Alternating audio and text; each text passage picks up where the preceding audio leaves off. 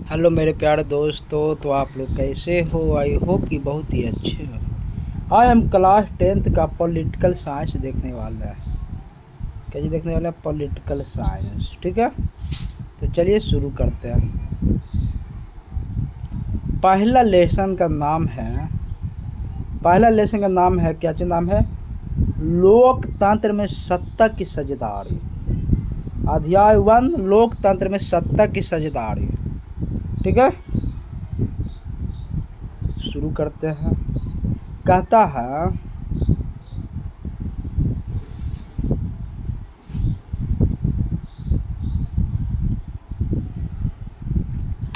राजनीति शास्त्र किसे कहते हैं? तो राजनीति शास्त्र सामाजिक विज्ञान की एक भाग है जिसमें राज और सरकार का अध्ययन करते हैं।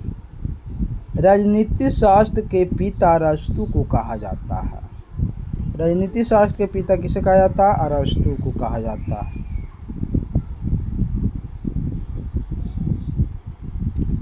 डेमोक्रेसी अर्थात लोकतंत्र। डेमोक्रेसी का मतलब लोकतंत्र, यानी डेमोक्रेसी यूनानी शब्द डेमोक्रेसिया से बना है। यूनान में डेमोस का अर्थ होता है लोग, और क्रेसिया का अर्थ होता है शासन। और क्रेसिया का अर्थ क्या होता है? शासन। यूनान में होता है डेमोस का अर्थ होता है लोग, और क्रेसिया का अर्थ होता है शासन।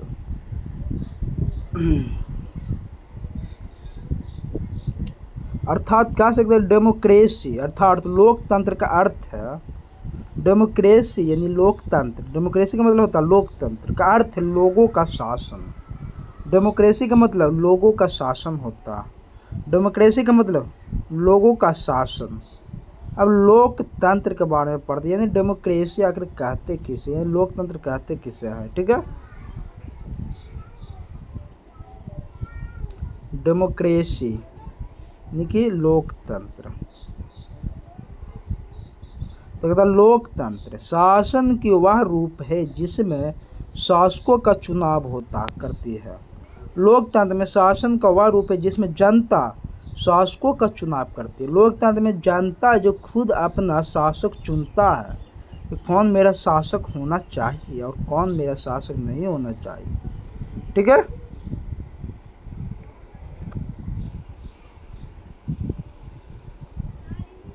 अब्राहम लिंकन के अनुसार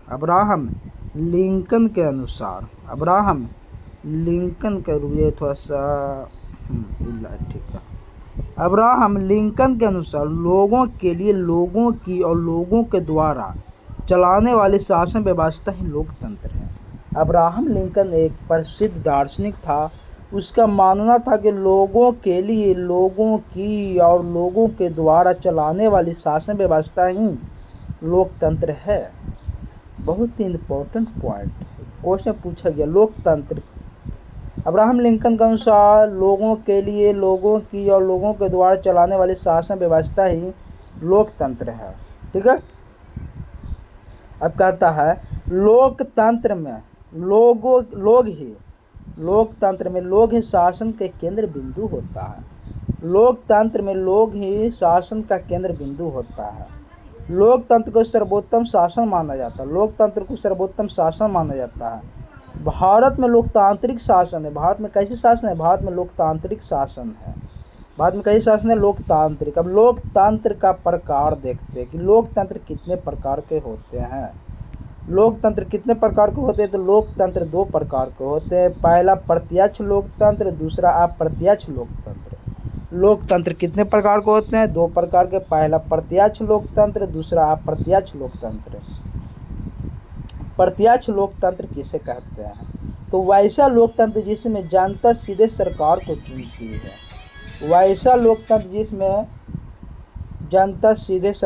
चुनती है। उसे प्रत्यक्ष लोकतंत्र कहते हैं। प्रत्यक्ष लोकतंत्र वैसा लोकतंत्र जिसमें जनता सीधे सरकार को चुनती है, उसे प्रत्यक्ष लोकतंत्र कहते हैं। जैसे स्विट्जरलैंड जो है, जनता जो डायरेक्ट जो है सरकार को चुनती है। अब अप्रत्यक्ष लोकतंत्र किसे कहते हैं? तो ऐसा लोकतंत्र जिसमें जनता अपने प्रतिनिधि के माध्यम से सरकार को चुनती है उसे आप प्रत्यक्ष लोकतंत्र कहते हैं। ऐसा लोकतंत्र जिसमें जनता अपने प्रतिनिधि के माध्यम से सरकार को चुनती है उसे आप प्रत्यक्ष लोकतंत्र कहते हैं। जैसे अपना भारत देश हो गया, आप प्रत्यक्ष लोकतंत्र है। भारत कहते आप प्रत्यक्ष लोकतंत्र है। संविधान किसे कहते हैं? संविधान किसे कहते हैं? तो किसी देश को चलाने के लिए जिस नियम कानून की ज़रूरत होती है उसे संविधान कहते हैं। संविधान किसी देश को चलाने के लिए जिस नियम कानून की ज़रूरत होती है उसे संविधान कहते हैं। ठीक है।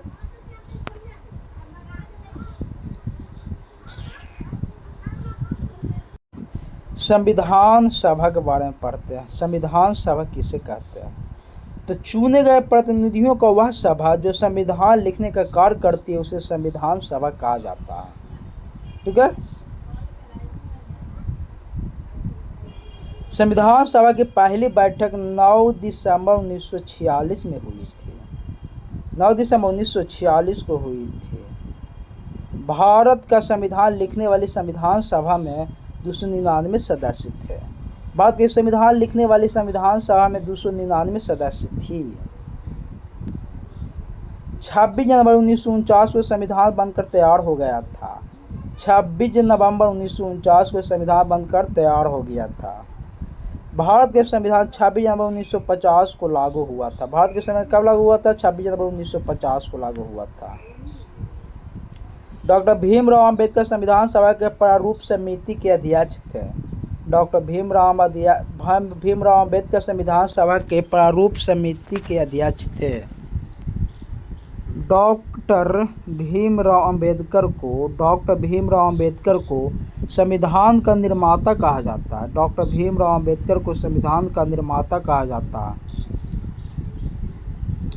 डॉक्टर सच्चिदानंद सिन्हा संविधान सभा के अस्थायी अध्यक्ष थे। डॉक्टर सच्चिदानंद सिन्हा संविधान सभा के अस्थायी अध्यक्ष थे। डॉक्टर राजेंद्र प्रसाद भारतीय संविधान के अध्यक्ष थे। डॉक्टर राजेंद्र प्रसाद भारतीय संविधान सभा के अध्यक्ष थे। शासन के प्रकार कौन कौन होता है वो हम देख लेते हैं। तो शासन का बहुत सा प्रकार होता है जिसमें पहला राजतंत्र, दूसरा लोकतंत्र, तीसरा तानाशाही, चौथा सैनिक शासन। 4 प्रकार का शासन होता है। पहला राजतंत्र, दूसरा लोकतंत्र, तीसरा तानाशाही, चौथा सैनिक शासन। अब राजतंत्र किसे कहा जाता है? राजतंत्र किसे कहा जाता है?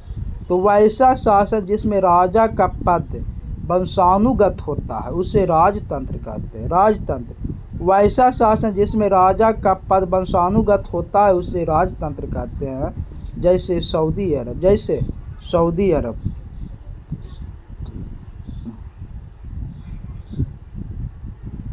लोकतंत्र वैसा शासन जिसमें सरकार जनता के द्वारा चुना जाता है और जनता के लिए काम करता है उसे लोकतंत्र कहते हैं। लोकतंत्र वैसा शासन जिसमें सरकार जनता के द्वारा चुना जाता है और जनता के लिए काम करता है उसे लोकतंत्र कहते हैं। जैसे अपना देश भारत हो गया। ठीक है। अब तीसरा पॉइंट देखते हैं, तानाशाही किसे कहते हैं? तानाशाही किसे कहा जाता है? तानाशाही तो वैसा शासन जिसमें लाठी और बंदूक के दम पर चलाया जाता है उसे तानाशाही कहते हैं। तानाशाही वैसा शासन जिसमें लाठी और बंदूक के दम पर चलाया जाता है उसे तानाशाही शासन कहते हैं। जैसे उत्तरी कोरिया जो है तानाशाही शासन करती है। साउथ कोरिया, उत्तरी कोरिया कैसे करती है?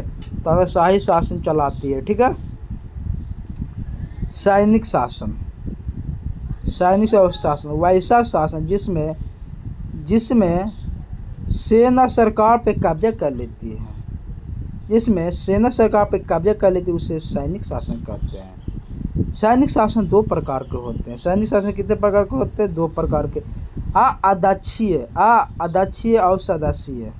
अध्यक्षीय और संसदीय। ठीक है। अध्यक्षीय शासन किसे कहते हैं? अध्यक्षीय शासन तो वैसा देश जहाँ राष्ट्रपति देश का प्रमुख होता है उसे अध्यक्ष शासन देश कहते हैं। जैसे अमेरिका। अध्यक्ष शासन वैसा देश जहाँ राष्ट्रपति देश का प्रमुख होता है उसे अध्यक्ष शासन देश कहते हैं, जैसे अमेरिका हो गया। ठीक है। संसदीय शासन तो वैसा देश जहाँ प्रधानमंत्री देश का प्रमुख होता है उसे संसदीय शासन कहते हैं, जिसे संसदीय शासन कहते हैं। सॉरी, रुक जाइए थोड़ा सा। संसदीय शासन वैसा देश जहाँ प्रधानमंत्री देश का प्रमुख होता है उसे संसदीय शासन देश कहते हैं। जैसे हो गया अपना देश भारत संसदीय है। अब इसको शासन चलाने के लिए, संसदीयों के शासन चलाने के लिए दो गण नियम, एगो है संघात्मक, एगो है एकात्मक। एगो संघात्मक, एगो है एकात्मक। तो संघात्मक किसे कहते हैं? तो वैसा देश जहाँ केंद्र और राज्य दोनों सरकार काम करती है उसे संघात्मक शासन वाला देश कहते हैं। जैसे अपना देश भारत हो गया। एकात्मक शासन तो वैसा देश जहाँ सिर्फ केंद्र सरकार काम करती है उसे एकात्मक शासन वाला देश कहते हैं, जैसे इंग्लैंड हो गया। अब सरकार के अंग, सरकार के कितने अंग होते हैं? तो सरकार के 3 अंग होते हैं। सरकार के कितने अंग होते हैं? 3 अंग होते हैं। सरकार के कितने अंग होते हैं? 3 अंग होते हैं। एक तो विधायिका हो गया है। सरकार के कितने अंग? 3 अंग। तो पहला है विधायिका, पहला विधायिका हो गया, दूसरा हो गया कार्यपालिका, तीसरा न्यायपालिका। पहला हो गया विधायिका, पहला हो गया विधायिका, दूसरा हो गया कार्यपालिका, तीसरा हो गया न्यायपालिका। ठीक है।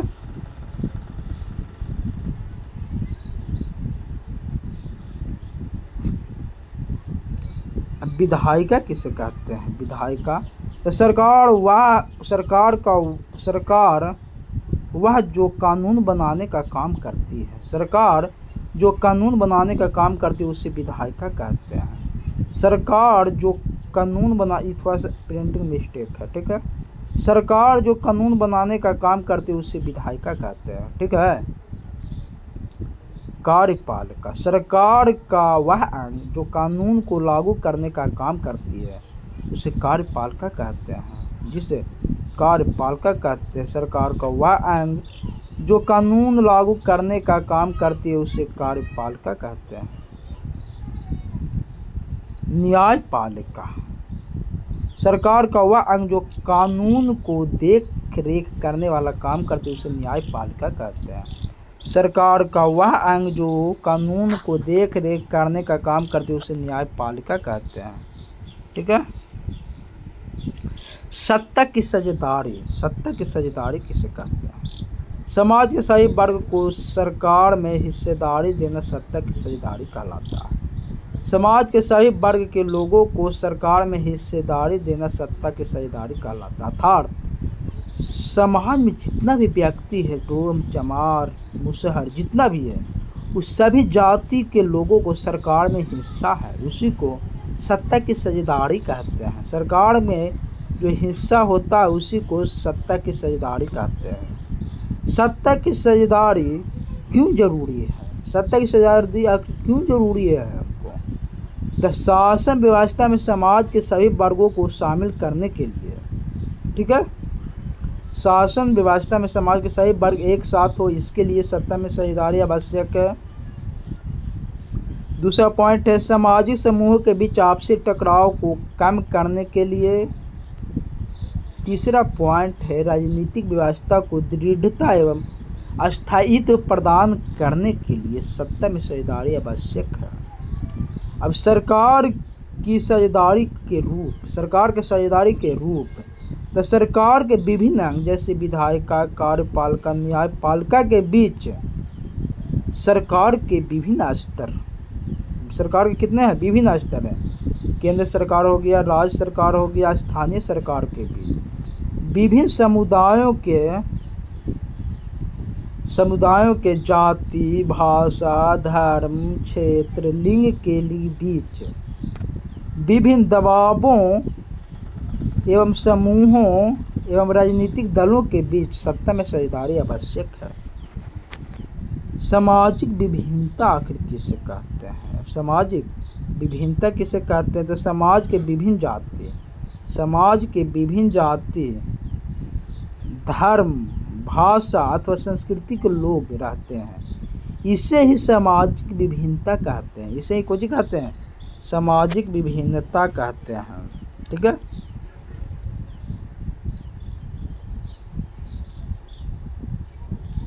सामाजिक विभाजन, तो समाज के क्षेत्र, जाति, धर्म, नस्ल आदि के आधार पर विभाजन होना सामाजिक विभाजन कहलाता है। ठीक है। अब एगो नोट के देख लो थोड़ा सा। सामाजिक विभाजन तब होता है जब कुछ सामाजिक विभिन्नता दूसरी अनेक विभिन्नता से ऊपर और बड़े हो जाते हैं। ठीक है। अब कहता है भारत में सामाजिक विभाजन का आधार किस किस पे किया जाता है। भारत में सामाजिक विभाजन का आधार किस ऊपर किया जाता है? भाषा के ऊपर, क्षेत्र, जाति, धर्म, लिंग, संस्कृति, ये सब के ऊपर जो है भारत में सामाजिक विभाजन का आधार बनाया जाता है। जन्म आधारित सामाजिक विभाजन, जो सामाजिक विभाजन जन्म का परिणाम होता है उसे जन्म आधारित सामाजिक विभाजन कहते हैं। जैसे पुरुष, स्त्री, काला, गोरा, लंबा, नाटा इत्यादि। सामाजिक विभाजन के 3 निर्धारक तत्व। सामाजिक विभाजन के कितने निर्धारक तत्व है? 3। तीनों देख लेते हैं कौन कौन है। ये कहता है प्रत्येक मनुष्य में राष्ट्रीय चेतना के अलावा उप राष्ट्रीय या स्थानीय चेतना भी होते हैं।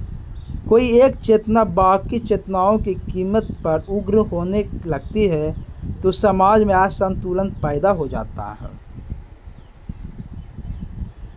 किसी समुदाय या क्षेत्र विशेष की मांग को राजनीतिक दल कैसे उठा रहे हैं? संविधान के दायरे में आने वाले और दूसरे समुदाय को नुकसान न पहुंचाने वाले मांगों को मान लेना आसान है। किसी समुदाय या क्षेत्र विशेष की मांग पर सरकार क्या प्रतिक्रिया व्यक्त करती है? और अनुच्छेद 19 देखते हैं। अनुच्छेद 19 में सभी नागरिकों को स्वतंत्रता का मूल अधिकार दिया गया है।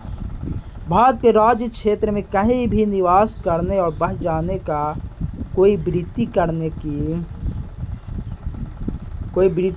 की या कोई व्यवसाय या कारोबार करने का अधिकार भारत के सभी नागरिकों को प्राप्त है।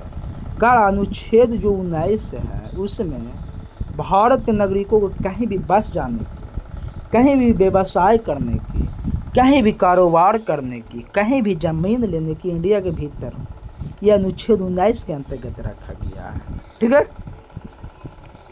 अनुच्छेद 15 के तहत धर्म, वंश, जाति, जन्म स्थान के आधार पर किसी प्रकार का भेदभाव का निषेध किया गया है।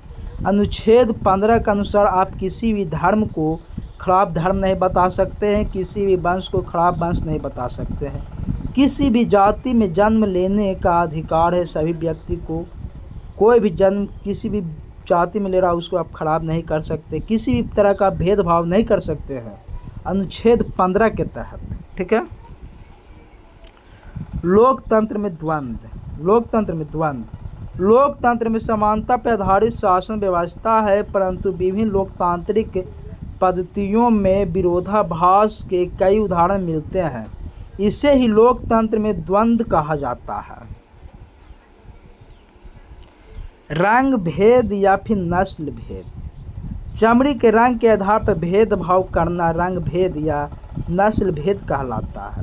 रंग भेद या नस्ल भेद किसे कहते हैं? चमड़ी के रंग, यानी कि कोई काला है कोई गोरा है, उसके आधार पर आप भेदभाव नहीं कर सकते हैं। कहता कि कोई काला है तो उसके साथ नहीं मतलब रहना चाहिए क्योंकि वो काला है, ऐसा नहीं करना चाहिए। कोई नस्ल खराब है, किसी का फैमिली खराब है तो थोड़ी उसका पूरा नस्ल खराब हो जाएगा, तो ये सब पे भेदभाव नहीं करना चाहिए। यही भी कह रहा है रंग भेद और नस्ल भेद में अंतर है। ठीक है। कहते 70 के दशक से आधुनिक दशक के बीच लोकतंत्र का सफर। 70 के दशक से आधुनिक दशक के बीच लोकतंत्र का सफर देख लेते हैं। ये बहुत सा है, एक पेज और।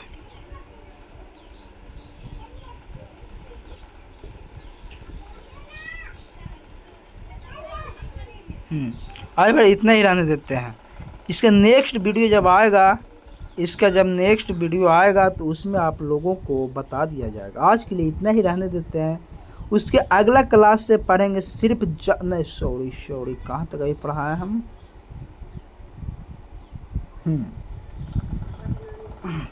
रंग भेद या नस्ल भेद तक पढ़ा दिए हैं।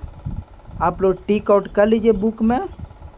उसके बाद अगला पढ़ाएंगे 70 के दशक से आधुनिक दशक के बीच का लोकतंत्र का सफर। ठीक है, तो आज के लिए इतना ही रहने देते हैं आप लोगों के लिए। तब तक के लिए good bye, tata and take care. अब इतना ही रहने देते हैं। जय हिंद, जय भारत। मिलते हैं नेक्स्ट वीडियो में, तब तक के लिए धन्यवाद।